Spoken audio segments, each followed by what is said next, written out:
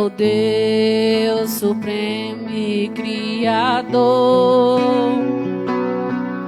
ao Deus que fez os céus e a terra, o mar, você e eu, adorar ao Deus de amor, ao Deus que fez os céus e a terra, o mar, você e eu, adorar ao Deus de amor. Vamos juntos dar as mãos, vamos te louvar a Deus, Ele merece a nossa adoração. Vamos juntos dar as mãos, vamos te louvar a Deus, Ele merece a nossa adoração. Amém. Nesse momento eu vou convidar o irmão Murilo para estar orando pela palavra.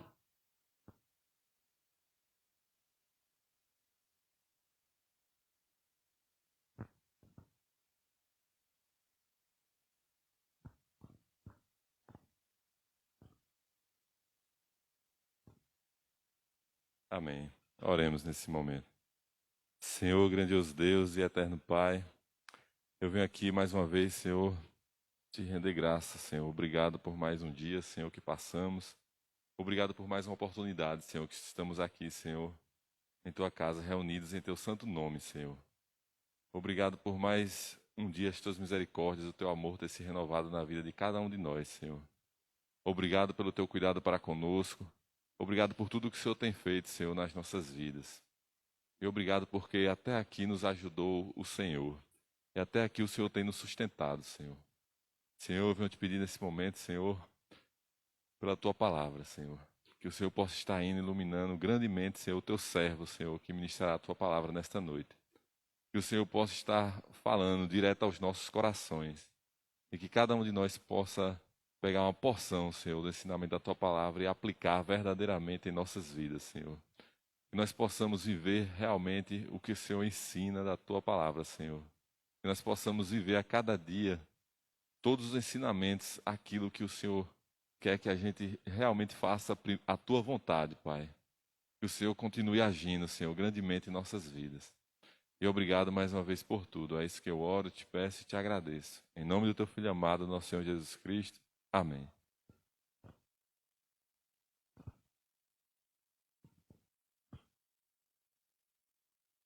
Meus amados irmãos, graça e paz.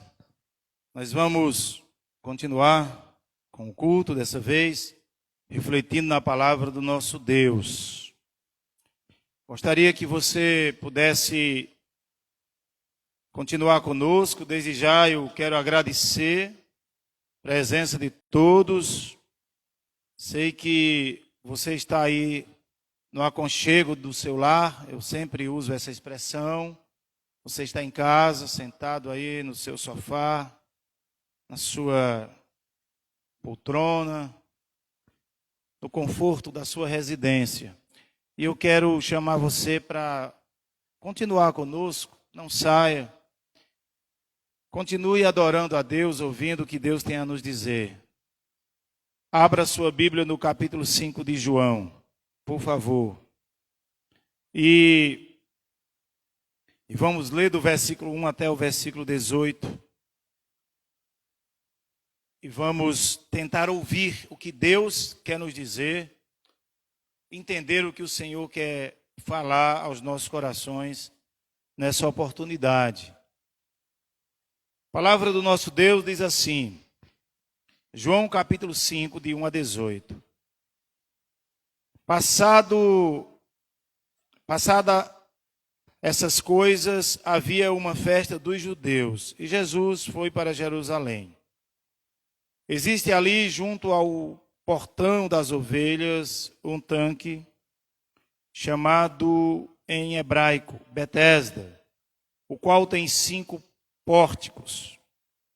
Neste jazia uma multidão de enfermos, cegos, coxos, paralíticos, esperando que a água se movesse, porque um anjo descia de tempos em tempos, agitando-a. E o primeiro a entrar no tanque, uma vez agitada a água, sarava de qualquer doença que tivesse. Estava ali um homem enfermo, havia 38 anos. Jesus, vendo-o deitado e sabendo que estava assim havia muito tempo, perguntou: você quer ser curado? O enfermo respondeu: Senhor, não tenho ninguém que me ponha no tanque quando a água é agitada. Quando tento entrar, outro enfermo chega antes de mim. Então Jesus lhe disse: levante-se, pegue o seu leito e ande. Imediatamente o homem se viu curado e, pegando o leito, começou a andar. E aquele dia era sábado. Por isso, os judeus disseram ao que tinha sido curado: é sábado, e neste dia você não tem permissão para carregar o seu leito. Ao que ele lhe respondeu: o mesmo que me curou me disse: pegue o seu leito e ande. Perguntaram-lhe: quem é o homem que disse a você: pegue o seu leito e ande? Aquele que tinha sido curado não soube responder, porque Jesus tinha se retirado por haver muita gente naquele lugar. Mais tarde, Jesus o encontrou no templo e lhe disse: olhe, você foi curado, não peques mais, para que não lhe aconteça coisa pior. O homem se retirou e disse aos judeus que tinha sido Jesus quem o havia curado. E por isso os judeus perseguiam Jesus, porque fazia essas coisas no sábado. Mas Jesus lhe disse: meu pai trabalha até agora e eu trabalho também. Por isso os judeus cada vez mais queriam matá-lo, porque além de desrespeitar o sábado, também dizia que Deus era o seu próprio pai, fazendo-se igual a Deus. Queridos, que Deus nos ajude a entender a sua palavra. Eu quero chamar assim a sua atenção. Vamos meditar nesse texto com muito cuidado. Eu sei que é um desafio para você, aí em casa, às vezes você, com muita facilidade, presta atenção em outras coisas, mas eu gostaria que você ficasse concentrado, não porque eu estou pedindo, mas para a honra e glória do nosso Deus. Quero falar sobre o encontro que faz a diferença, parte 4, já é a quarta mensagem que o Senhor nosso Deus preparou para que possamos expor a palavra de Deus nessa oportunidade e que possamos juntos compreender o que Deus quer nos dizer, porque a finalidade da palavra de Deus é falar aos nossos corações. A palavra de Deus norteia as nossas vidas. A palavra de Deus é a verdade. No capítulo 17 de João, Jesus disse lá: olha, santifica-os na verdade, a tua palavra é a verdade. Por isso que eu estou lhe convocando para ouvir a verdade. Jesus disse mais: eu sou o caminho, a verdade e a vida. A palavra do Senhor é a verdade que santifica, e o próprio Jesus é a palavra, porque ele é a verdade e a vida. Em João capítulo 1, a palavra diz o seguinte, que o verbo se fez carne e habitou entre nós. Verbo é palavra, que no grego é logos. Então nós precisamos desta palavra. O salmista, na sua sabedoria, disse o seguinte, que queria esconder a palavra de Deus no seu coração para não pecar. A palavra nos impede de pecar. Salmo 119, 111. E no 119, 105, a palavra é luz para o nosso caminho, lâmpada para os nossos pés. Precisamos da palavra para clarear a nossa vida. Lá em Provérbios, capítulo 4, versículo 10, está escrito: filhinhos, ouve e aceita a minha palavra. Precisamos ouvir e aceitar. Por isso que eu estou convocando você para tentar entender o que a palavra hoje quer falar ao seu coração. E juntos entenderemos o que Deus quer nos dizer. Queridos irmãos, o encontro que faz a diferença. Jesus retorna para Jerusalém, e na cidade de Jerusalém havia uma festa. Tinha 3 festas por ano. Festa dos judeus, festa dos tabernáculos, as festas dos judeus, festa dos tabernáculos, Pentateuco e a festa da colheita. Existiam essas 3 festas. Havia uma festa nesse período, não se sabe, porque João não quis dizer qual era essa festa, né? Alguns dos comentaristas imaginam, mas como o texto não diz, vamos nos deter apenas no que o texto quer nos dizer. Jesus já estava voltando da Galileia.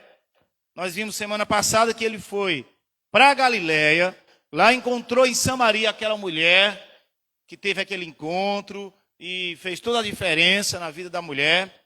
E agora ele retorna porque quando tinha essas festas lá em Jerusalém, o pessoal todos se voltavam para lá. Pelo menos, segundo os comentaristas, as cidades a 30 quilômetros de Jerusalém, todos tinham que estar lá. E tinha gente de algumas nações também. E Jesus estava lá. Jesus resolve ir lá no tanque, né, nos portões. A cidade tinha alguns portões e em um deles tinha lá o tanque de Betesda. Esse tanque tinha 5 alpendres. Jesus vai lá. Lá tinha uma grande multidão.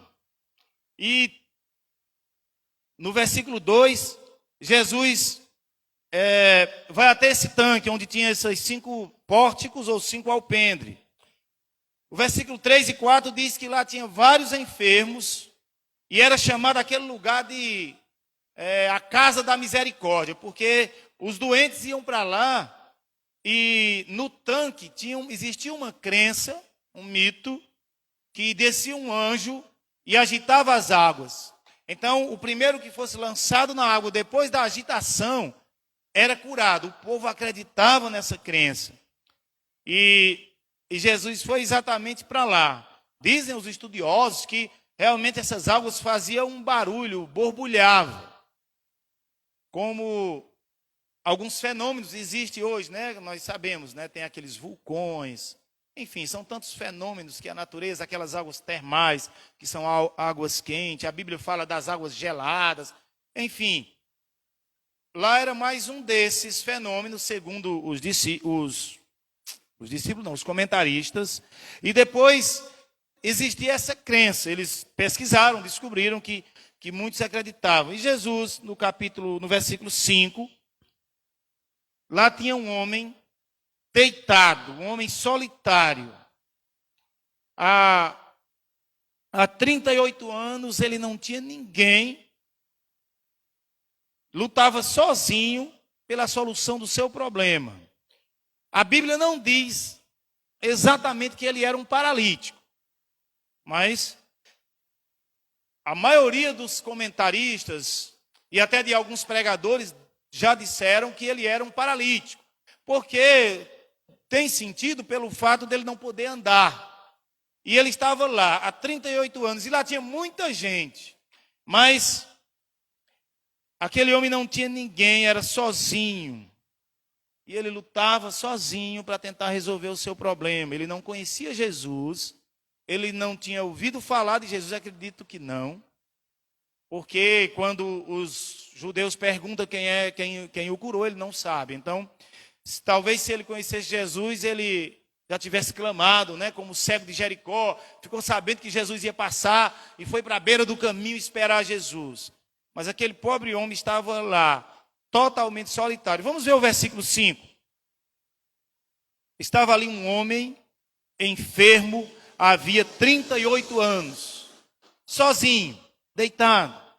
Do versículo 6 até o versículo 8, o homem doente teve um encontro com Jesus que mudou completamente a sua vida. Aconteceu de fato a diferença na vida dele. Jesus sai da festa e vai até aquele alpendre da misericórdia. E andando lá no meio de tantas pessoas, Jesus, no versículo 6, conhecendo sua história, o desejo de se livrar da enfermidade, lhe faz uma pergunta. Vamos ver no versículo 6 a pergunta que Jesus fez ao homem. Pergunta Jesus vendo-o deitado, sabendo, observe bem o versículo, sabendo que estava assim havia muito tempo, perguntou: você quer ser curado? Jesus sabia toda a história daquele homem e sabia que já há 38 anos, que é muito tempo, Jesus pergunta: você quer ser curado? Eu já vi alguns pregadores, alguns falando sobre esse assunto: você quer ser curado? E eles falavam que isso era uma pergunta cômica. Alguns achavam, podemos até imaginar que é uma pergunta boba, mas Jesus não fazia pergunta boba, não fazia pergunta tola, porque Jesus levava tudo a sério. Pela lógica, parece estranho, alguém está doente, é claro que quer ser curado. Mas Jesus perguntou, havia uma razão. Primeiro, nós entendemos que aquele homem era invisível no meio da multidão. Entre as pessoas, ninguém o enxergava. Enquanto o povo corria atrás dos seus interesses, aquele homem estava ali e ninguém via, ninguém prestava atenção, ninguém observava. Mas Jesus faz a diferença na vida daquele pobre senhor que estava ali, vítima das enfermidades físicas e espirituais. Claro que o Senhor já detecta tudo isso ao olhar para ele. Porque a maior pobreza e doença na vida do ser humano não é a enfermidade física, porque essa pode ser tratada com remédio, mas é a enfermidade espiritual. Essa é tratada com arrependimento e com o encontro de Jesus. Mas Jesus deixa claro que não se pode deixar de ajudar uma pessoa. Não importa se é sábado, domingo ou segunda. E nem a hora, qualquer hora.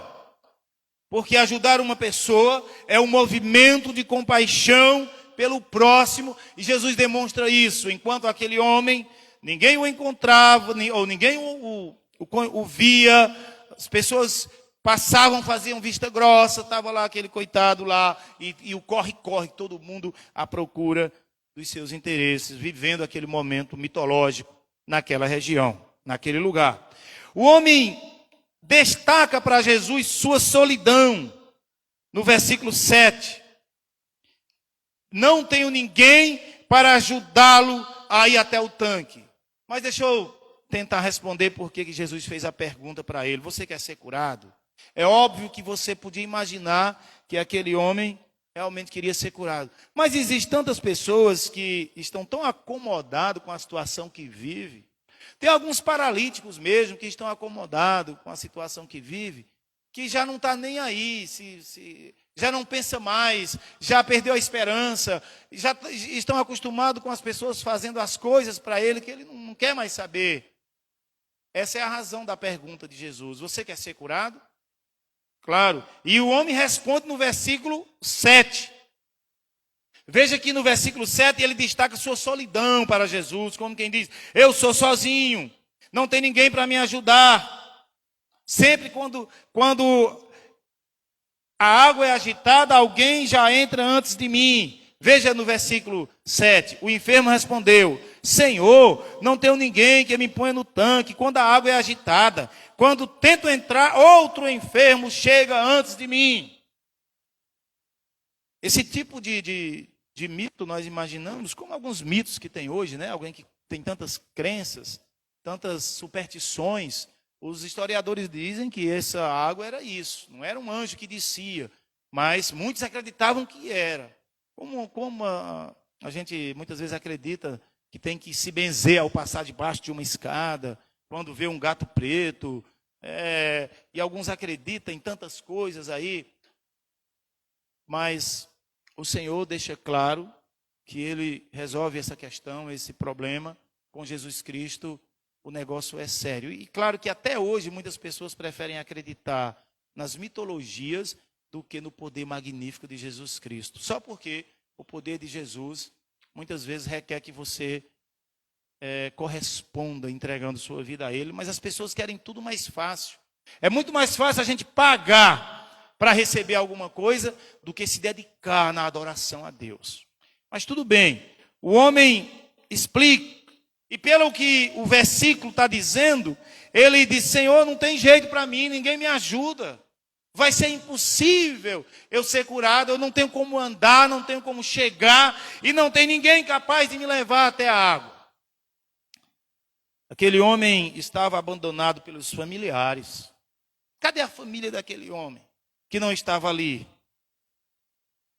Estava abandonado pelo povo. Cadê os vizinhos dele que não estavam ali? Ele estava sozinho em meio à multidão. É triste isso. E Jesus sabia o porquê da solidão daquele homem. Porque aquele homem estava abandonado. E o versículo 14 nos faz entender isso. Porque Jesus diz: olha, não peques mais. Lá no versículo 14, não peques mais, para que não aconteça coisa pior. Então, dizendo isso, já está claro que Jesus sabia que aquele homem tinha plantado uma semente ruim e agora estava colhendo uma semente pior. Aquele homem estava experimentando a amargura da sua semeadura no passado. Talvez quando jovem, na sua juventude, tivesse feito coisas terríveis e agora ele estava pagando, sofrendo a consequência. Jesus sabia o porquê da solidão. Mas o Senhor é cheio de compaixão, de amor, e no versículo 8 ele resolve imediatamente o problema daquele homem. Veja o versículo 8. Então Jesus lhe disse: levante-se, pegue o seu leito e ande.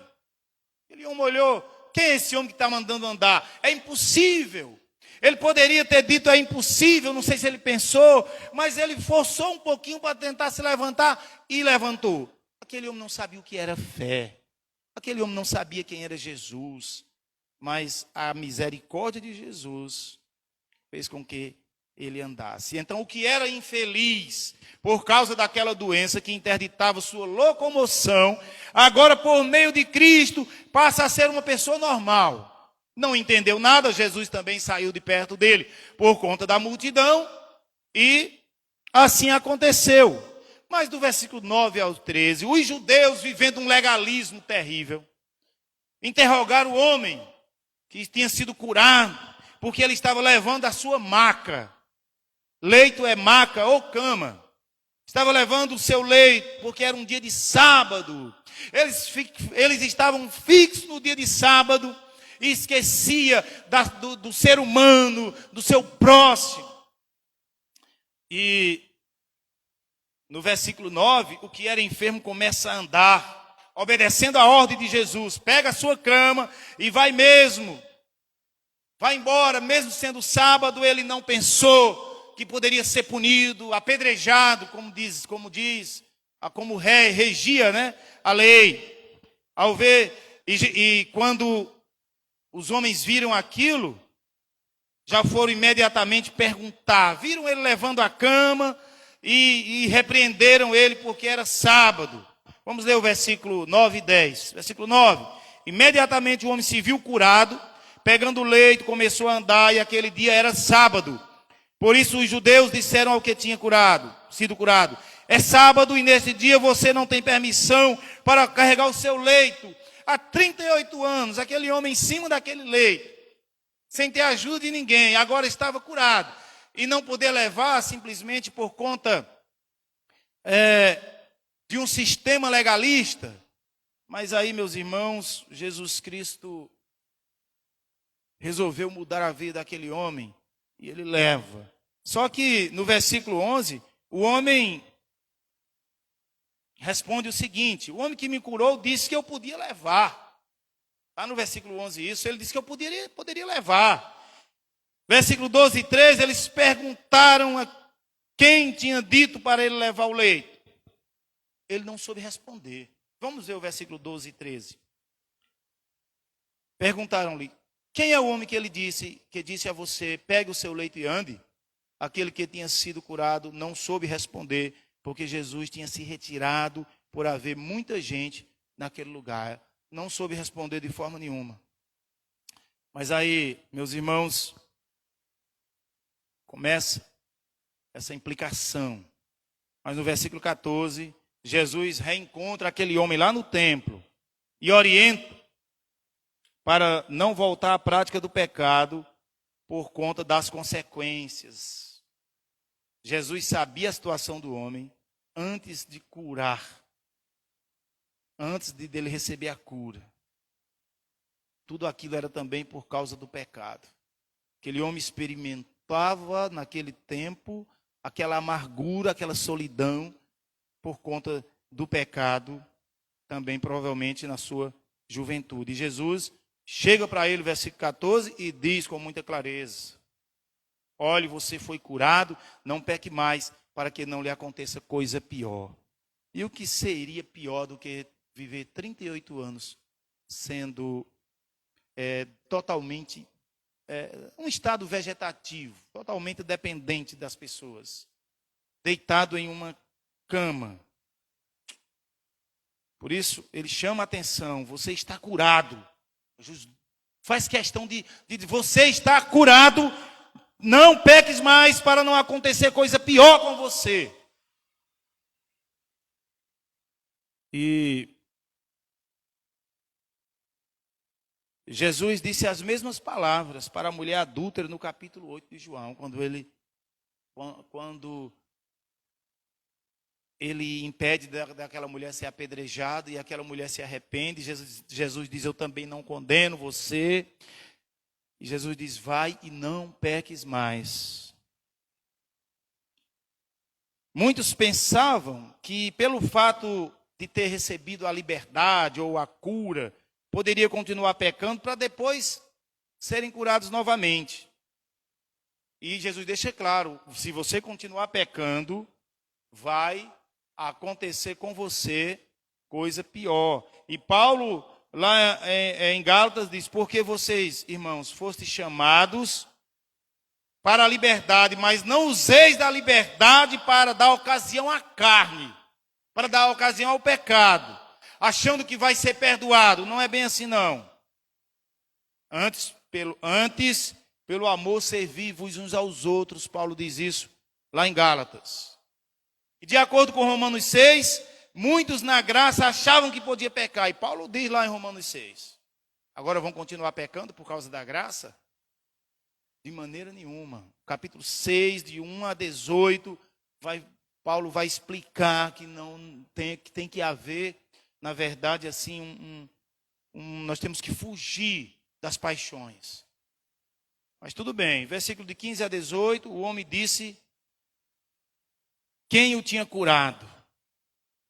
E os judeus perseguiram Jesus por causa do sábado, ou porque Jesus curou no sábado. Observe que aquele homem procura os judeus e diz: olha, foi Jesus quem me curou. Veja o versículo 15. O homem se retirou e disse aos judeus que tinha sido Jesus quem o havia curado. Alguns imaginam que aquele homem foi um dedo duro, mas não, ele estava simplesmente livrando a sua pele, porque ele carregava o leite no sábado. E dizem os comentaristas que eles poderiam ser apedrejados, que ele poderia ser punido. E ele tira a responsabilidade dele e joga em Jesus. No 16, e por isso os judeus perseguiam Jesus, porque fazia essas coisas no sábado. E como Jesus foi perseguido porque fez muitos milagres no sábado. A ira dos judeus, aliás, Jesus responde com objetividade aos judeus no sábado. Jesus responde com firmeza. No versículo 17 disse: meu pai trabalha até agora e eu trabalho também. E no versículo 18, a ira dos judeus contra Jesus aumentava mais ainda. Versículo 18, por isso os judeus cada vez mais queriam matá-lo, porque além de desrespeitar o sábado, também dizia que Deus era o seu próprio Pai, fazendo-se igual a Deus. Em João capítulo 10, versículo 33, eles queriam também apedrejar Jesus por esse mesmo motivo. Porque Jesus se igualava a Deus, porque eles não aceitavam a ideia de Jesus ser o próprio Deus. E um escritor chamado Filo disse que Deus nunca cessa de agir como é próprio do fogo queimar e da neve gelar, é próprio de Deus agir, independente do dia. Por isso que Jesus disse: meu Pai trabalha todos os dias e eu trabalho também. Como disse um outro autor, o sol brilha e os rios fluem normalmente, o curso das águas, não é isso? O processo de nascimento e morte continua durante o dia de sábado, como durante qualquer outro dia. E essa é a obra de Deus. A obra de Deus, Deus não para de trabalhar em favor da humanidade, sendo sábado, segunda, terça, quarta, quinta ou sexta, ou domingo. O Senhor sempre trabalha, por isso que Jesus diz: meu Pai trabalha até agora e eu trabalho também. E meus queridos irmãos, agora eu quero chamar a sua atenção. Sabe por quê? Porque como seguidores de Cristo, não podemos fechar os olhos para as pessoas que não têm esperança, que estão diante de nós. Mas eu quero continuar chamando a sua atenção para o que Deus está dizendo a você nesta noite e a mim também. Meus irmãos, esse homem naquela maca representa hoje as pessoas que acreditam em tudo, menos em Deus, que acreditam nas heresias, nas mitologias, que acreditam nas rezas, que acreditam em superstições e estão às vezes atrás da cura da sua doença física ou espiritual em lugares aonde não tem resposta. Esse homem representa as pessoas que estão abandonadas, que não escutam a palavra de Deus. Esse homem pode ser um pobre, um mendigo, ou pode ser um homem rico, não importa. Se está diante de Deus, todos estão em igual situação. Representa o homem solitário, sem ajuda, sem família, sem paz, sem esperança, esperando em vão na mitologia do momento. Meus queridos irmãos, assim como Cristo foi até ele, nós precisamos ir até a eles também, para levarmos a ter um encontro com o Senhor, encontro esse que faça a diferença. Ou então, o seu encontro com Jesus, meu irmão, não fez nenhuma diferença na sua vida. Se tiver feito, nós vamos tentar dividir isso, porque o amor de Deus nos leva a dividir tudo isso.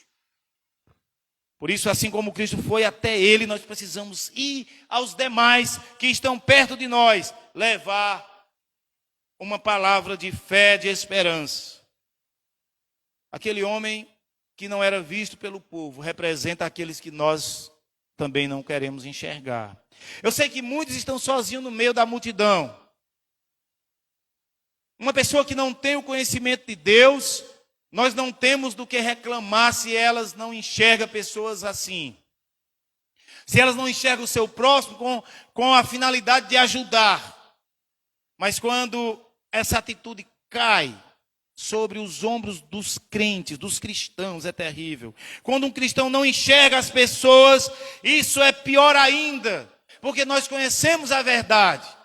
Quantas vezes você passou por essas pessoas e fez vista grossa? Quantas vezes você deixou de falar do amor de Deus por alguém sozinho, por alguém que se desesperava, por alguém que chorava, por alguém que não tinha ninguém, que não tinha ajuda? Quantas vezes? Meus irmãos, perto de nós tem pessoas assim. Essas pessoas podem ser até o seu patrão, que está lá todo chateado com as coisas e ele precisa de uma ajuda. Essa pessoa pode ser o seu vizinho, pode ser alguém de dentro da sua própria casa, que ao invés de maltratarmos, nós não nos aproximamos para levar esperança. Pode ser o mendigo lá da rua, pode ser o bêbado, pode ser, não importa, meus irmãos, estão sofrendo há muitos e muitos anos sem esperança, esperando em coisas vãs, enquanto nós temos a verdadeira esperança que vai levar o alívio para este povo. Meus queridos, Jesus vem a nós e pergunta se realmente queremos ser curados. Será que Jesus não pergunta se nós queremos mudar? Por isso que a pergunta não é pergunta tola, coisa nenhuma. Porque tem muitos acomodados. Será que quando uma pessoa está acomodada no pecado, que nós vamos lá levar a cura da alma dela, quantas pessoas não refutam o que a gente diz? Alguns dizem, eu vou permanecer nessa religião, eu não quero saber de crente, e aí começa a colocar desculpas para não seguir Jesus, porque elas estão acostumadas com aquela situação. Mas quando o crente está acostumado com a situação, tem muitos crentes precisando ser curados, irmãos. Da preguiça, do desânimo, da falta de coragem para agir servindo ao Senhor. Muitos estão doentes pelas enfermidades chamadas pecado e estão conformados com a vida de iniquidade. E não se preocupa em ser liberto de forma nenhuma. E talvez você esteja como o homem de Betesda. Não tem esperança. Mas eu quero dizer que Cristo é a esperança para mudar a sua vida. Pode ter certeza disso.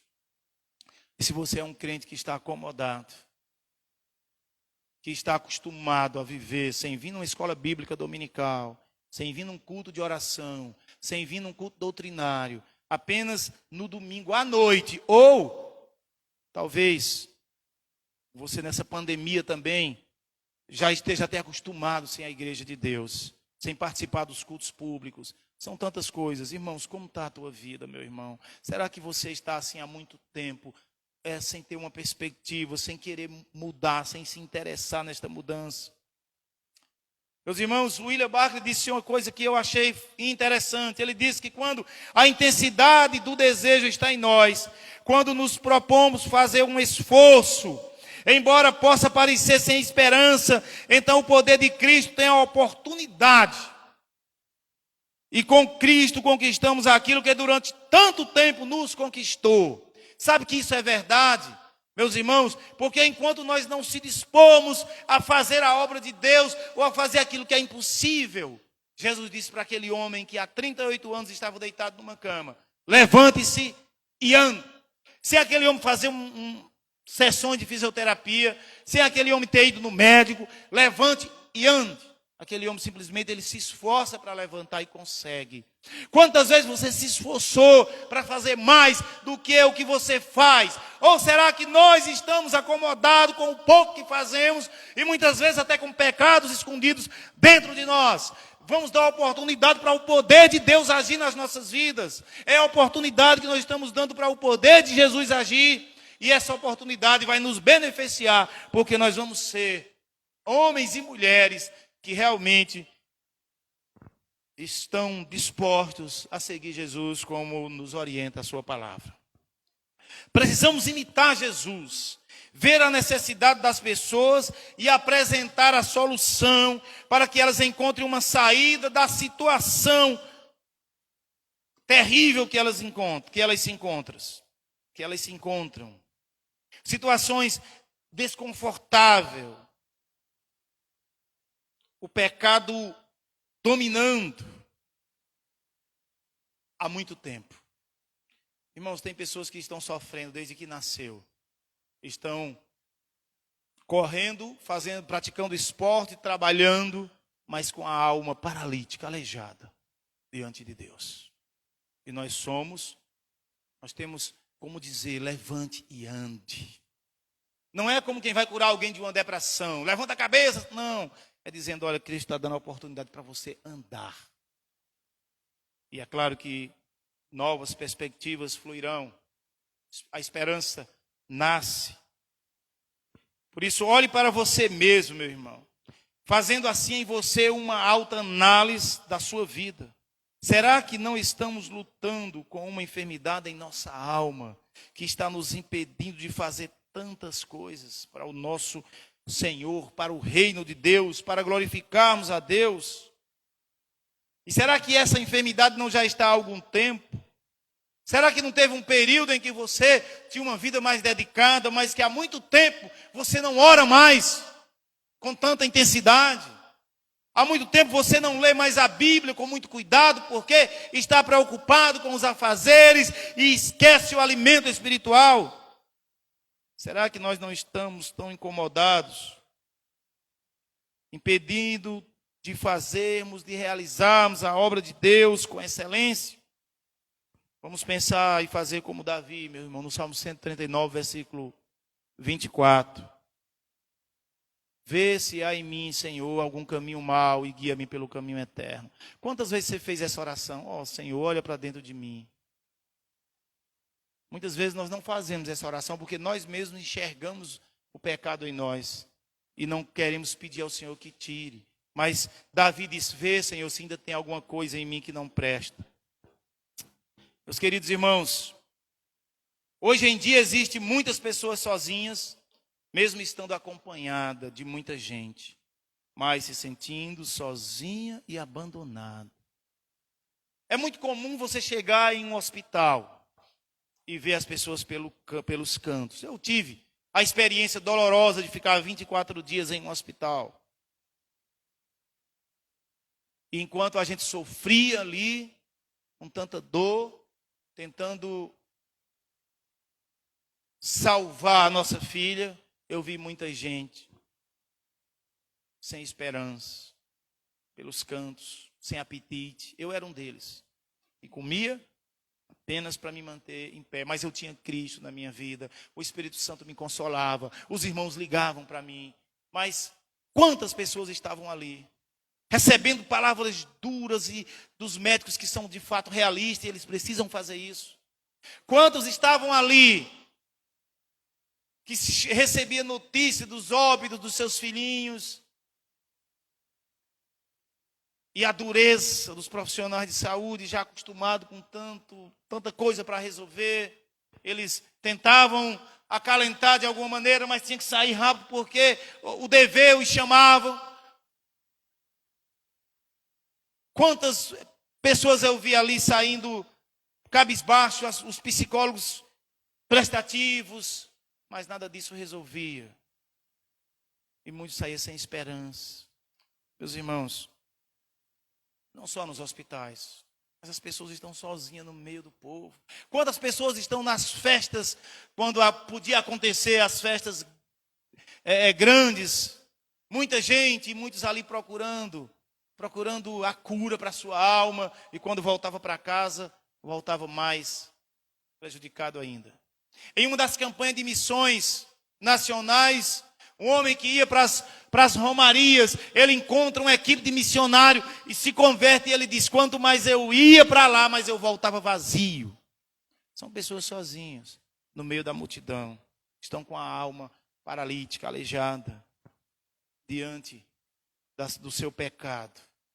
Quantas pessoas estão pagando, estão colhendo o que plantou, e nós temos que ir lá para levar a esperança, para dizer, levante e ande.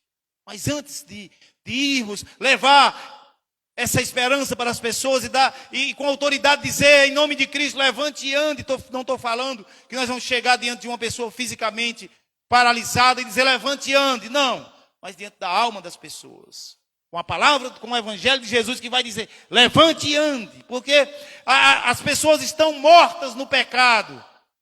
O pecado, disse Paulo, que eles estavam mortos nos delitos e pecados e agora tem vida. O evangelho da vida, da esperança, e nós temos que fazer isso.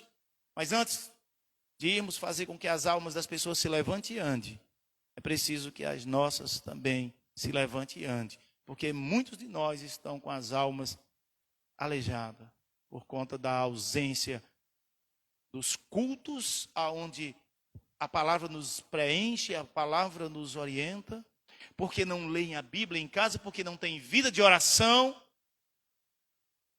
porque não assumiu com excelência a atitude de servir a Deus. Mas eu quero dizer, meus irmãos, que essa atitude de Jesus é uma atitude graciosa, representa para nós a urgência do Evangelho. A urgência do Evangelho que leva saúde para a alma das pessoas, que elas não precisam acreditar em mitos, que elas têm que acreditar no Salvador que morreu na cruz por elas.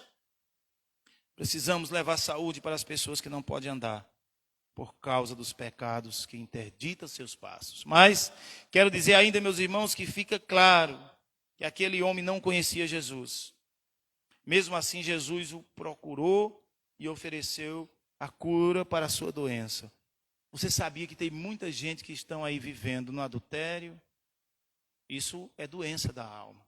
Estão vivendo nas drogas, pessoas que vivem mal-humoradas, pessoas que vivem chateadas com tudo, enfim.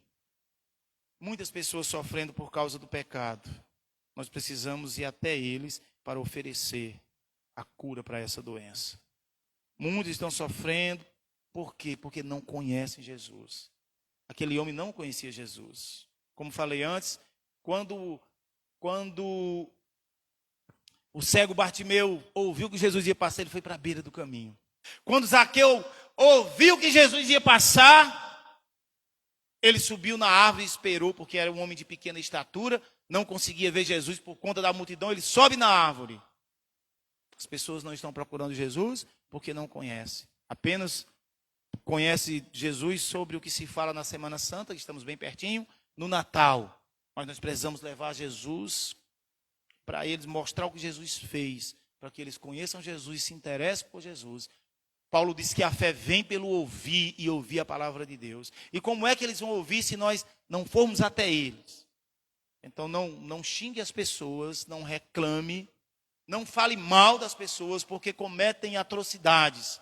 É porque elas não conhecem o Cristo que nós conhecemos. É claro que muitos podem ouvir e não querer aceitá-lo. Tudo bem. Mas você precisa falar, para que nós não fiquemos devendo, ou para que não paguemos pelo sangue dessas pessoas, como diz a palavra de Deus. Se eles quiserem ouvir, falem. Se não quiserem, falem também. Por isso, meus irmãos, é preciso, porque fazendo isso as pessoas vão viver uma fé em Cristo e vão tirar a fé das crendices, das heresias, em algo que não leva a lugar nenhum. Eu e você não podemos ficar parados. Você sabe que o apóstolo Paulo viveu no meio dessas pessoas que acreditavam em tantas coisas, sobretudo a mitologia grega. Mas aí o Senhor disse para ele: Paulo, fale e não te cale. Jesus não parava de fazer as coisas, mesmo nos dias de sábado. Eu quero dizer que Jesus conhece o seu passado, seu presente, e quer mudar a sua história para você ter um futuro vitorioso.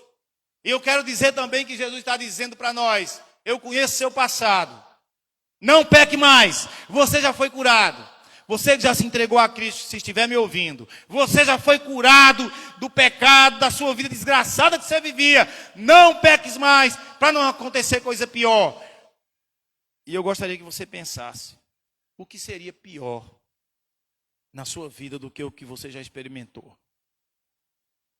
Sei que muitos talvez não saibam o porquê de certas coisas que lhe acontecem. Muitas pessoas não estão sabendo, como aquele homem também não estava sabendo. Tem muitas pessoas sofrendo sem saber o porquê. Estão colhendo os frutos amargos da sua plantação no passado. Mas a palavra de Deus nos faz reencontrar conosco mesmo, como eu venho falando isso há 3 domingos, e você sabe muito bem, foi Jesus que se encontrou com aquela mulher e fez com que ela se encontrasse com o pecado dela. A partir do momento que nós nos encontramos com o nosso pecado, isso pode mudar. E aí nós vamos entender que estamos vivendo em uma situação miserável hoje por causa dos nossos erros do passado, mas Jesus oferece a libertação. Não sabem por que estão vivendo tão atormentados. Não encontram solução para os seus problemas. Muitas pessoas estão assim. Mas eu gostaria de afirmar que Cristo sabe tudo sobre a vida das pessoas, inclusive sobre as nossas. E Ele pode resolver isso agora mesmo. Basta você dizer sim a Ele, confiar, entregando sua vida a Ele, aceitando-o como Senhor e Salvador. E nós que já somos servos de Deus, precisamos também tomar atitude. Dizer: Senhor, Tu nos conheces, Tu sabe o meu passado, até o dia em que me converti, o Senhor mudou. Mas sabe também de tantas coisas que eu fiz que não deveria fazer depois que me converti. Eu quero uma chance.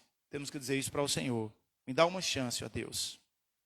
Ou será que você ainda está preso ao passado? Ou será que você ainda vive dominado pelo movimento carnal? Ainda sente o gosto açucarado do pecado, porque o gosto do pecado é doce, mas a consequência é amarga. Amarga mais do que o fel. Como você está, meu irmão? Bom, eu concordo. Quando o pastor Hernando Dias Lopes comentou sobre esse assunto, ele disse que aquele homem estava preso, não estava preso somente à sua cama. Aquele homem não estava preso somente à sua cama. Estava preso a seu passado e às suas memórias amargas da culpa. E nós, muitos de nós, muitas vezes estamos assim. Eu já encontrei muitas pessoas. Certa vez conversei com um homem que disse, para minha vida não tem jeito. Porque eu já fiz minha esposa sofrer tanto. Já fiz meus filhos sofrerem tanto. Eu já pratiquei tantas coisas, para mim não tem mais jeito. E eu apresentei Jesus a ele. Depois que ele leu a Bíblia que eu dei para ele de presente, ele entendeu que realmente havia uma esperança. Meus queridos irmãos, se você, meu querido irmão, minha querida irmã, já entregou sua vida ao Senhor Jesus e está agora mesmo olhando para você dizendo, ele está agora mesmo olhando para você dizendo que você está curado. Não peque mais. Tá certo? Não pense que ele disse isso só para aquele homem, não. Ele está dizendo para nós, para não acontecer coisa pior. Não vamos procurar praticar o pecado, mas praticar o exercício de alguém que já foi liberto. Você que já passou por momentos difíceis, tão difíceis, o que seria pior? O que seria pior para você do que tudo que você já viveu? Não importa, meus irmãos, o dia temos que exercer a obra de Deus para o bem das pessoas perdidas, como nós éramos, e para que Deus seja glorificado através das nossas vidas. Então, o que importa é glorificar a Deus. Se é sábado, domingo, segunda, terça ou quarta, quinta ou sexta, não importa. Agir em favor das pessoas é o dever nosso. Eu finalizo dizendo, como seguidores de Cristo, não podemos fechar os olhos para as pessoas sem esperanças que estão diante de nós. E que Deus nos abençoe. Em nome de Jesus. Muito bem, meus queridos, eu gostaria de agradecer por tudo, por você ter ficado conosco até esse momento. E quero orar por você, por sua vida, certo? Nesse momento. Por todos nós que estamos aqui também. Vamos orar. Querido Deus, eu te agradeço, Senhor, por ter nos encontrado, ó Deus querido, no meio da multidão.